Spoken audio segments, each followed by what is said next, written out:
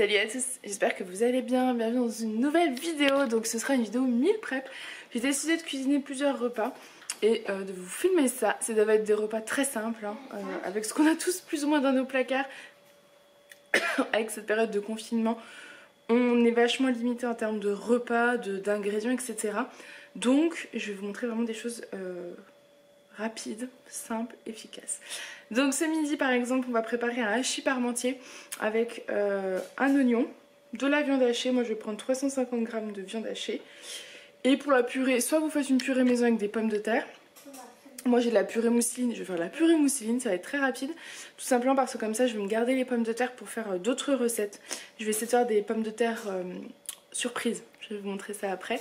Mais là on va déjà donc faire le petit hachis parmentier. Je vais prendre une poêle, un faitout, un wok, ce que vous voulez.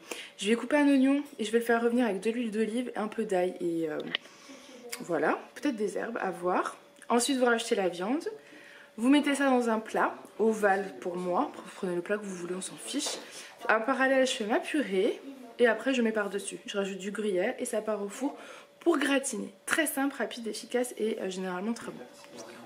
Donc là, en premier, j'ai mis de l'eau, du lait, donc 350 et 400 dans ma petite casserole et j'attends que ça commence à bien chauffer. Et ensuite, je mettrai tout simplement mon sachet de purée mousseline. Vraiment rapide et efficace.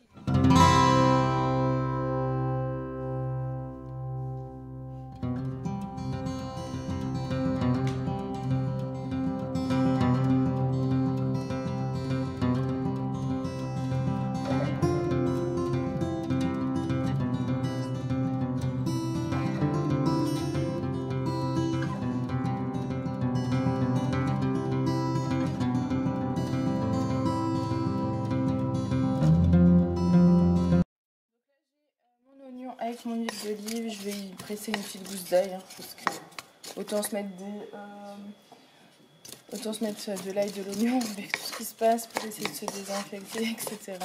Et c'est très bon au niveau gustatif aussi, donc autant en profiter. Donc j'ai mis ma gousse d'ail coupée en deux parce que j'enlève toujours l'intérieur, c'est assez amer. Oups, avec une main je vais pas pouvoir le faire. Et vous pressez votre ail avec votre oignon. Donc vous voyez, je laisse vraiment bien fondre les oignons, parce que moi, ils n'aiment pas les morceaux des oignons. Les sentir, c'est vrai que c'est plus digeste aussi. Je laisse vraiment fondre avant d'y intégrer la viande. En parallèle, j'ai le lait qui est en train de chauffer. Je ne laisse pas trop bouillir, parce qu'après, je trouve que la purée, elle se mélange mal. Et j'aime que ce soit quand même bien chaud là. Donc, par exemple, je pense que c'est le moment. Bon, du coup, voilà, la viande hachée avec l'oignon. La purée qui est là, qui est prête. Au niveau de la purée, il m'en reste au frigo. Donc du coup, je pense que je vais l'incorporer dedans pour qu'elle ait un petit peu plus. Donc voilà, je vais incorporer moi ma viande hachée dans mon petit plat. Et après, je vais rajouter la purée et du gruyère.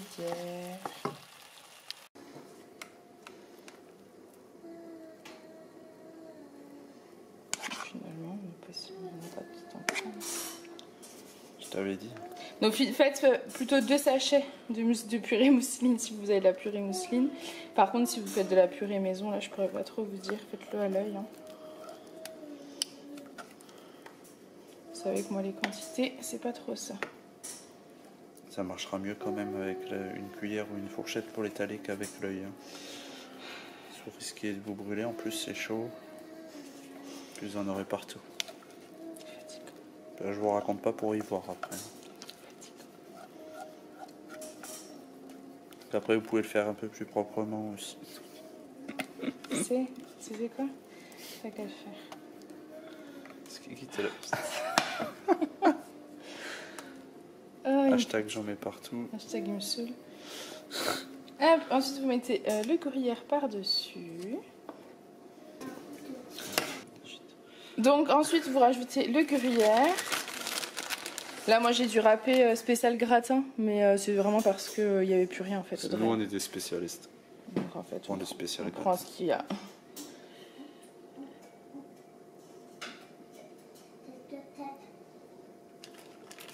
Ah oui, puis alors là je viens d'avoir un commentaire d'une dame qui dit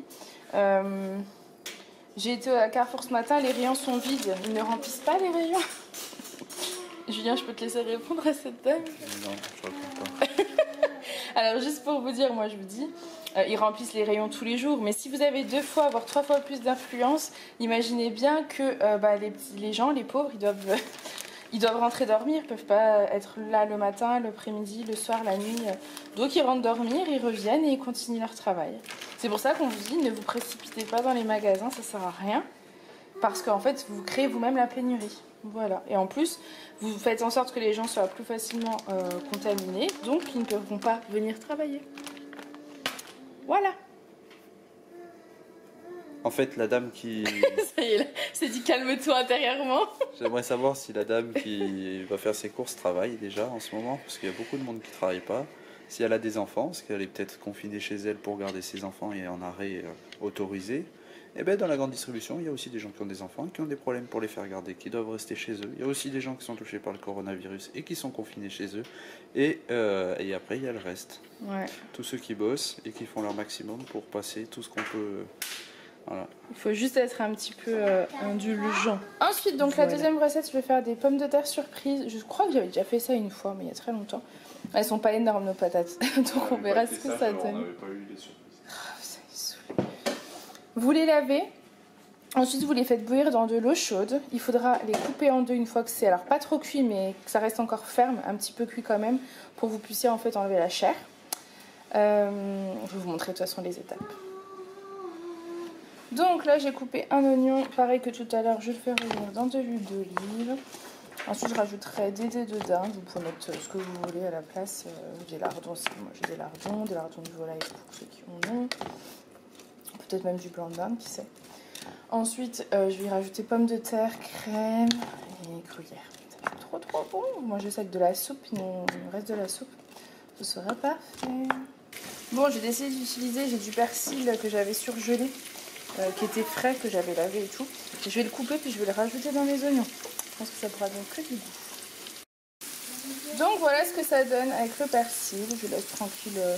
en train de revenir. Ensuite je rajouterai mes petits dés de dinde, mes pommes de terre. En fait vous allez les couper en deux, puis vous allez vider l'intérieur tout simplement, en laissant quand même du bord, sinon tout va se casser. Ça va être sympathique.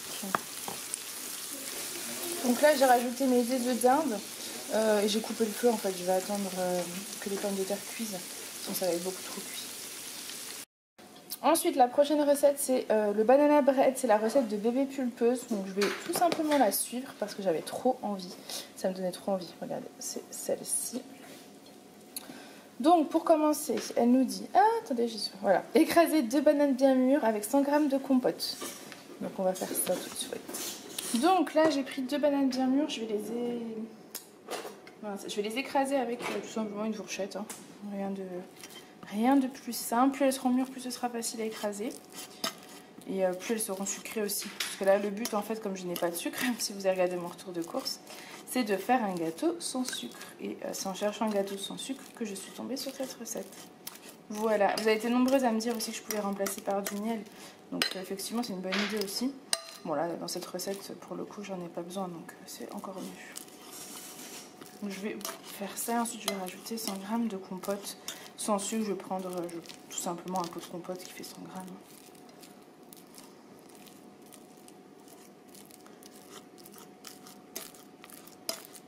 Et pour les pommes de terre, je crois que je les aurais dû les mettre au cookéo pour gagner du temps. Mais c'est pas grave. Au moins, ça me permet de suivre la cuisson. Donc, concernant le hachis parmentier, je pense qu'on va pouvoir bientôt le sortir.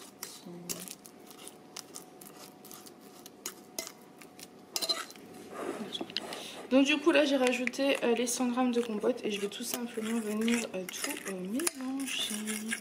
J'ai pris une pomme pâte à 90 g, ça ira très bien.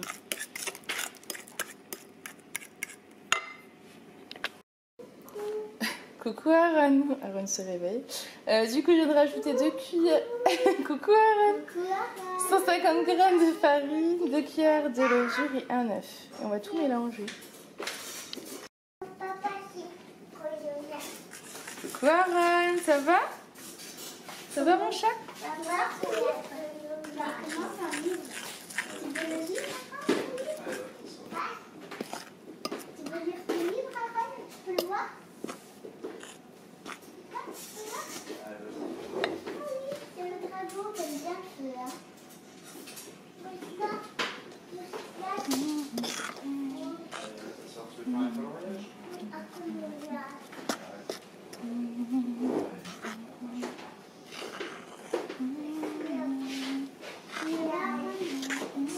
trouvais qu'il y avait beaucoup de farine. Je crois que j'ai trop de farine dans le mien. Peut-être que ça n'a pas bien mesuré. Ah, crotte de bille.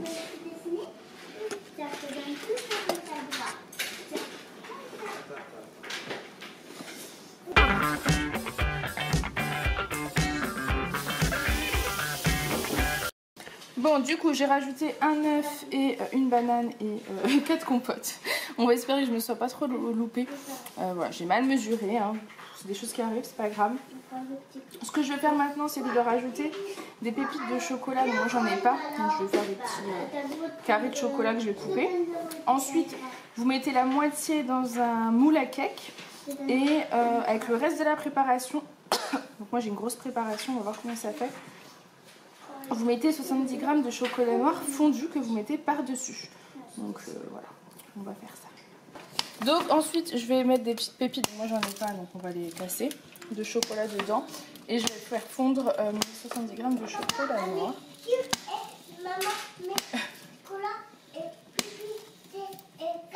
C'est vrai. Dans ce côté, les pommes de terre sont pas encore cuites, mais bientôt, on y arrive presque. D'accord.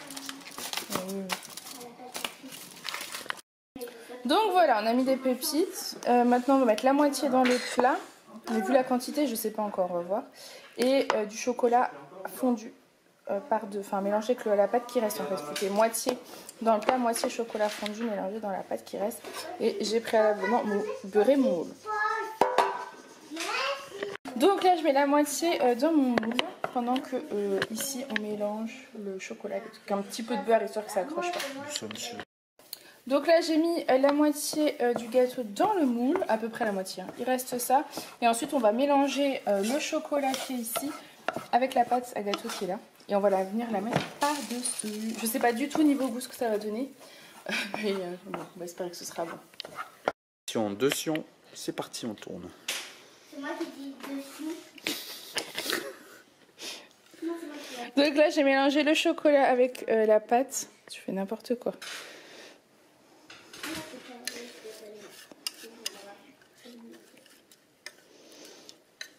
Et je la mets tout simplement par-dessus. En tout cas, si c'est pas bon, ce sera beau. Parce qu'on peut pas tout avoir non plus. Voilà. Et comme ça, quand le gâteau sera en train de cuire, moi je vais pouvoir m'occuper des pommes de terre.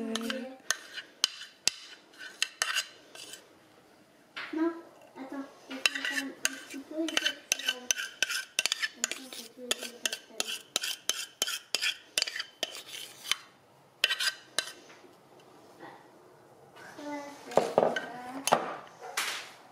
Peut-être là, non? Attends, c'est pas grave, on va mettre à la place ça. Oh, t'as vu? Tu mange en scred. Mais... C'est pas ça que tu voulais faire? Oui, c'est pas tout à fait comme ça, mais c'est bon, c'est bon, c'est bon. C'est bon. Deux fois. Qu'est-ce que vous avez dans la bouche? Hein? Julien, c'est bon. Ah, alors c'était bon. Donc là, j'ai sorti la pomme de terre. Je vais la couper en deux. Et on va la vider en espérant qu'elle ne se casse pas. C'est une étape délicate. Bon, ça a l'air d'aller. Je laisse la peau, c'est pour qu'elle se tienne mieux. Hein. Après, c'est vous qui décidez si vous mangez ou pas la peau. Je prends une petite cuillère. Et vous allez venir délicatement enlever. Vous voyez, vous n'allez pas enlever tout autour, sinon vous n'allez pas y arriver. Vraiment à l'intérieur. Vous voyez ce que je veux dire? On attend une réponse. Voilà, c'est un peu ça. On ne vous entend pas. S'il vous plaît, faites un effort. Vous voyez? Voilà. Et vous mettez ça donc dans un plat. Et ensuite, vous n'aurez plus qu'à venir les fourrer.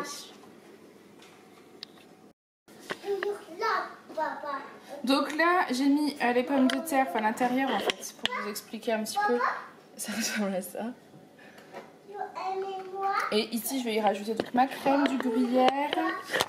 Oups, pardon. Je vais rajouter de la crème du gruyère. Vous mettez sel, poivre et muscade. Voilà. Je vais mettre la muscade. J'ai pas de sel. Hein. On a plus de sel, mais c'est pas grave. de la muscade, de la crème, un peu de poivre. Ce sera parfait. Vous voyez, comme ça votre four est allumé et vous avez pu faire 3 recettes avec le four. Donc c'est plutôt cool, ça évite de l'allumer plein de fois pour rien.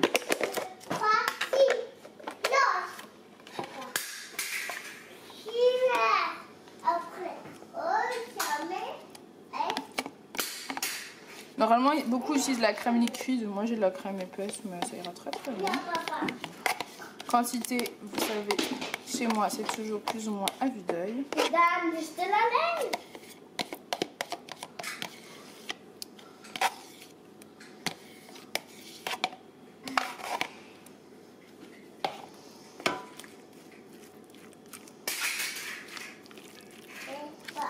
vais me chercher là.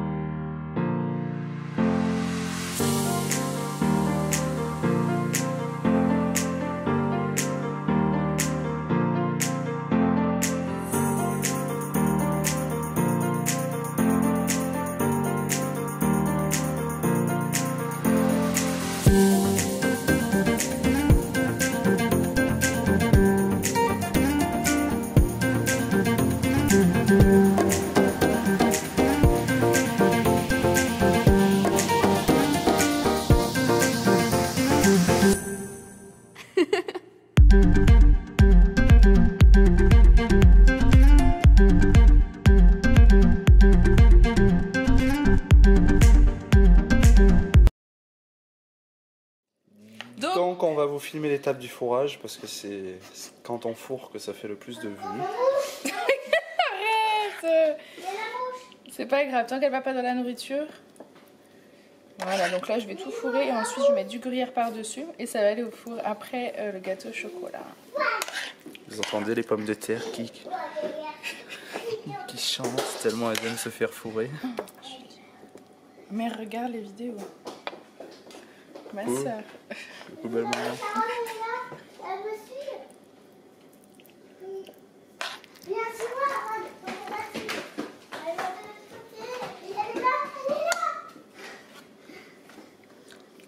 Mon bras a du mal à tenir. Hein.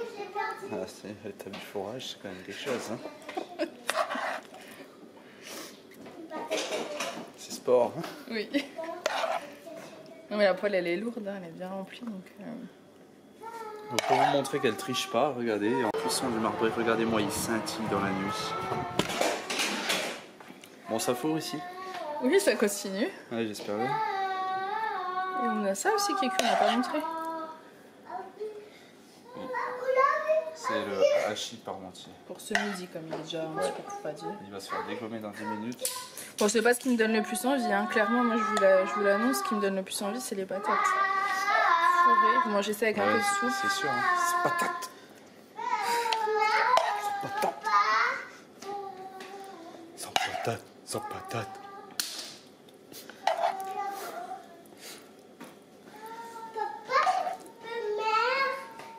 On meurtre. Mettre. Non, c'est chaud par ici. Que je te le meurtre. Oui, merde. Que je te le mette. Regarde.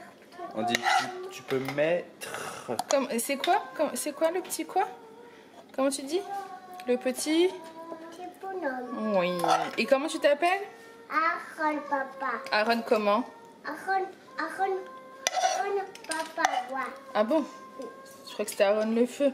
Non, Aaron, papa. D'accord. Il dit toujours le nom d'Aaron, son nom et son idole. N'importe quoi. Aaron papa, c'est normal. Et il est où Bah, le pare-buffle pour ta voiture? Tu l'as le pare-buffle? Non. Tiens. Du coup, je les fourre bien parce que comme il reste... Ah, il est là-bas par terre. Je parle pas de fourrage devant mes enfants, s'il te plaît. Là, Elles sont bien dans la remplies. chaise. Et voilà. Et une troisième fois, allez, ça alterne, sucré salé, rien à faire. Hein. Et après, elle dit à sa fille, mais nous, on n'a pas eu le temps de goûter. Papa, pas joie. Un manque de sel, hein, ton repas. On n'a pas de sel. Et donc là, on va rajouter le gruyère. Chérie, tu me laisses pas passer, hein? Trop d'obstacles. Pour ça qu'ils recherchaient des recettes là, c'est pas là. Hein. Si là, le gâteau au chocolat, c'est bon, on peut y aller. Et pour ça, avec de la salade, j'ai pas de salade, donc nous, ça sera de la soupe qui nous reste. Ce sera parfait. Faites attention au film. Regarde ce que tu filmes.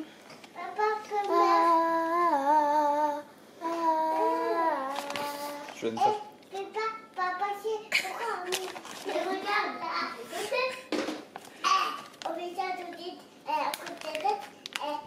Qu'est-ce qu'il a celui-là? Qu'est-ce qu'il a celui-là? Un problème? Il a un problème? Non, non, non, non, surtout pas. Ah ben passe par-dessus là, depuis tout à l'heure tu passes par-dessus. Donc voilà le banana bread sorti du four. Il donne trop envie. J'espère qu'il sera pas trop compact à cause de la farine, mais j'ai l'impression que je l'ai quand même bien rattrapé. Ça donne trop envie. Et du coup j'ai pu enfourner mes petites patates. Enfin patates, pommes de terre surprise. C'est pas pommes de terre sourire, hein, c'est bien pommes de terre surprise. Du coup voilà les petites pommes de terre sorties du four. Je vous les conseille, hein. J'ai pas goûté mais ça a l'air trop bon. Je vous mettrai une petite annotation. Mais je suis sûre que c'est délicieux. Donc voilà, cette vidéo est terminée. J'espère qu'elle vous aura plu. Et dites-moi si vous avez envie de réaliser ces recettes.